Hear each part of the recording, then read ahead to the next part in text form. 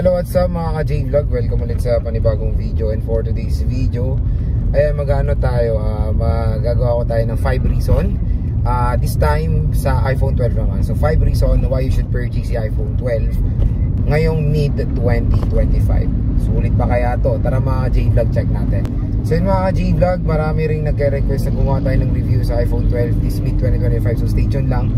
And bago natin to start, yes, daily driver natin is iPhone 12. Right now, I'm shooting sa iPhone 12 sa ating vlog. So, makikita nyo na kung gaano aganda rin ang camera quality ng iPhone 12. Front-facing camera yan, hindi pa yung rear. So, yun nga, ang nakakatuwa kasi, kaya nag-decide ulit ako i-review ang mga iPhones kasi bumaba na naman ang price nila. Nung ni-review natin sila nung early 2025, syempre, iba pa yung mga presyo niyan. I think the iPhone 12 is 18,000 pesos. Pero ngayon nakaka-excite ang presyo ngayon ng iPhone 12 na 128GB. Kaya ayan, para makatulong din sa inyo kung bakit maganda pa rin naman or sulit pa rin i-purchase ang iPhone 12 this mid-2025. Lalo na lalabas na po ang iPhone 17 series. Syempre, bumaba na rin ang mga lower generation ng iPhones including the iPhone 12. So magkano nga muna ba ang iPhone 12? iPhone 12, makakabili na lang kayo niyan sa ating trusted seller sa Green Hills na for as low as I think 13,500 to 14,000 pesos for the 128GB or 14,500 sabihin na natin kasi ano minsan iba-iba yung price sila kasi ano yun kumbaga nagdedepende sa stock nila. Kung ngayon sa June parang nagtaas ata sila ng price pero ganyan yung range na lang natin, 13,500 to 14,500 for the 128GB sa iPhone 12.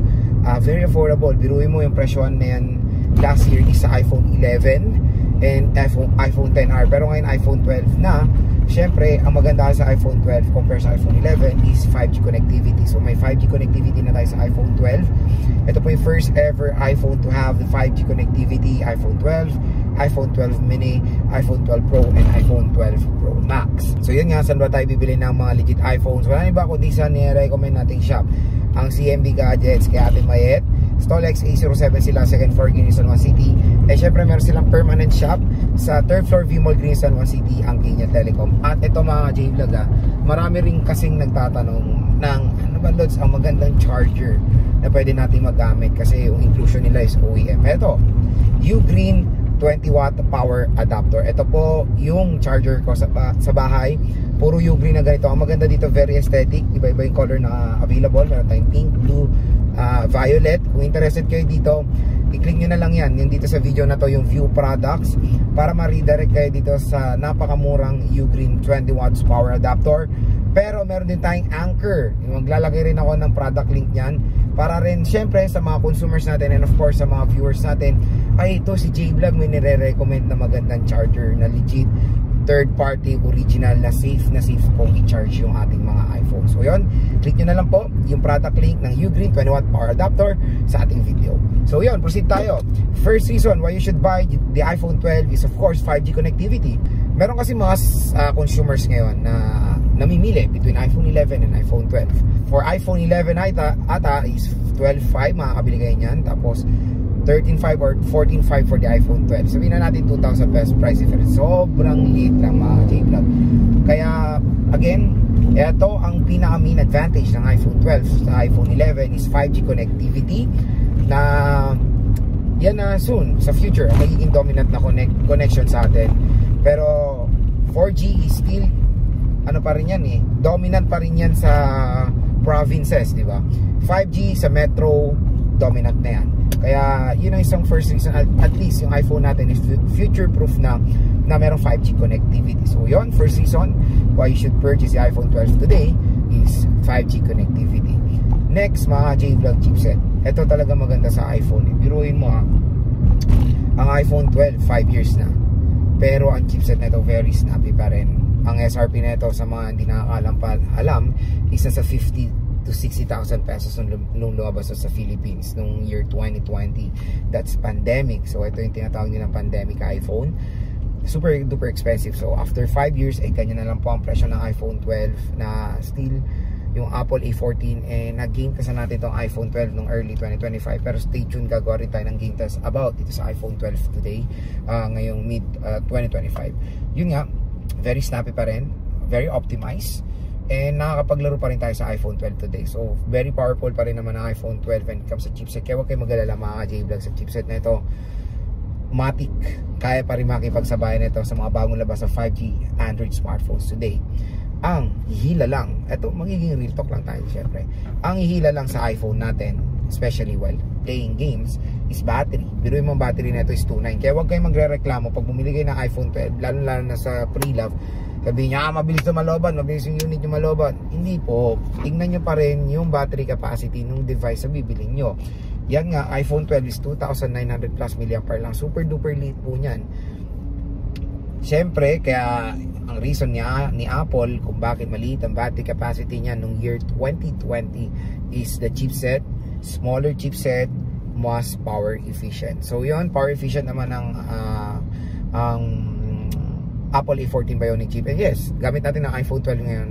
Napakakunat pa rin naman ang battery for day-to-day use, for casual things. Pero pag gaming, asahan nyo, mabilis talaga siyang malobat. So yun, again mga ka-J-Vlog, second reason why you should purchase the iPhone 12 is of course, yung chipset. Third reason, operating system. Siyempre yan ang gusto ng mga ibang consumers, pumasok sa iOS ecosystem or Apple ecosystem.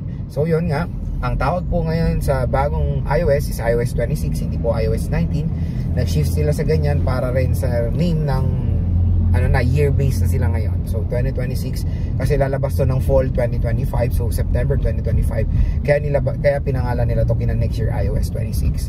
So yun, pasok pa rin ng iPhone 12 sa iOS 26 and there's a possibility baka hanggang siguro tansya ko dito hanggang iOS 28 or 29. So ganyan ka ganyan yung longevity ng iPhones. Napakatagal nila sa software update kumbaga. So yun nga, napaka power kumbaga user friendly rin ng iOS, kaya saan nyo na yan na pagdating sa pagiging user friendly, iPhone 12 is good to go dahil of course sa sa iOS 26 or sa iOS na software. The reason why you should purchase the iPhone 12 is camera. Biruin mo mura na lang siya ngayon, 14 plus na lang siya ngayon, pero ang camera nito pang malupitan. 12 megapixel main and 12 megapixel ultra. Sabihin nila 12 megapixel lang yan, yung Android ko 108 megapixel, 50 megapixel yan, 12 megapixel lang. Again mga J-Vlog, hindi po tayo nagbe-base sa taas ng megapixel ng camera, sa linaw ng camera natin. Nagbe-base tayo kung ano yung sensor na nakalagay doon sa iPhone natin. Doon tayo nagbe-base mga J-Vlog sa sensor. So yes, 12 megapixel lang iPhone 12, pero napakaganda po ng camera quality nito kahit na 12 megapixel lang itong device na to. And syempre meron din siyang ultra wide camera system. Support niya ang 4K video recording sa rear camera, and even ultra wide camera ay support niya ang 4K video recording. So front facing camera rin ganun. Ang maganda kasi dito while taking a video, pwede kayo mag-switch sa ultra-wide to main camera nang hindi pinopause yung video. Tuloy-tuloy yan. And very smooth din yung pagka-transition ng ultra-wide to main camera with the same resolution. Kasi again, for ultra-wide camera ng iPhone 12, 4K video recording din naman siya. Kaya pag nag-shoot kayo ng 4K sa main, ganun din ang quality ng ultra-wide camera niya. So again, for aspiring content creators, kung gusto nyong gumawa ng napakagandang content or solid contents, maganda rin gamitin ng iPhone 12 para sa inyo. Fourth reason why you should purchase the iPhone 12 this 2025 is sa kanyang, ayun nga, affordability. So sobrang mura na. This is the perfect time to purchase the iPhone 12 kasi nga nung January to, grabe mga J-Vlog, siya nasa 18K or 19K yata for the 120GB. Pero ngayon biruin mo 13 to 14,000 pesos na lang. So yun, napakamura na lang niya. Mid-range na siya ngayon, mid-range segment na ang presyohan ngayon ng iPhone 12, pero syempre flagship yan before. So mid-range price na siya ngayon, kaya kayang-kaya niya makipagsabayan din sa mga kalaban niya na mga bagong labas sa Android mid-range smartphone dahil sa kanyang powerful chipset. And final reason why you should purchase the iPhone 12 is of course color variation din or design and aesthetic. Marami ring consumer ngayon sa atin ang binibili ang iPhone kulay. Na ako dyan, guilty na ako dyan. Bumili na rin ako ng iPhone 16 ngayon dahil nakita ko yung ultramarine, napakaganda. Yun nga, sa ako bumili ng iPhone 16 Plus dahil na-attract siya sa Barbie pink ng iPhone 16 Plus. So marami rin consumers ang tinitingnan nila while buying smartphone is design and color variation.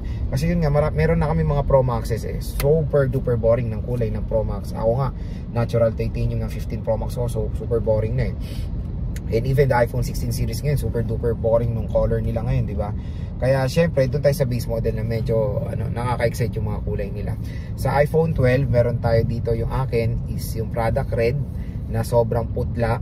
Meron tayo dito mint green, maganda yung mint green ng iPhone 12. Meron tayong lavender, meron tayong white and color black, tapos color blue. So 6 colors tayo sa iPhone 12 compare sa Pro Max, diba, na 4 colors, tapos super duper dark ng mga colors sila, Pacific, gold, silver and color black.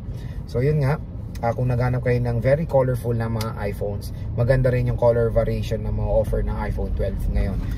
Tatanungin nyo, Lods, ano ba magandang kulay ng iPhone 12? Since nakikita mo naman na lahat ng colors ng iPhone 12 ngayon. Ano mga J-Vlog, ang perfect na color ng iPhone 12? Pag sa babae, lavender. Ang ganda ng lavender. Pero pag unisex, mint green. And maganda rin naman pala tong product red kahit na maputla siya. So yun mga J-Vlog, ang ating 5 reason why you should purchase the iPhone 12 this mid-2025. Ano pang hinintay nyo? Hanggang mura pa. Ito kasi there's a possibility mag-iba yung price nito, baka tumaas pa siya. Kaya kung interested kayo dito sa iPhone 12, ilalagay ko po yung link niyan sa description box kung saan tayo bibili. Syempre wala na iba kundi sa ni-recommend nating shop, ang CMB Gadgets sa Kiniel Telecom.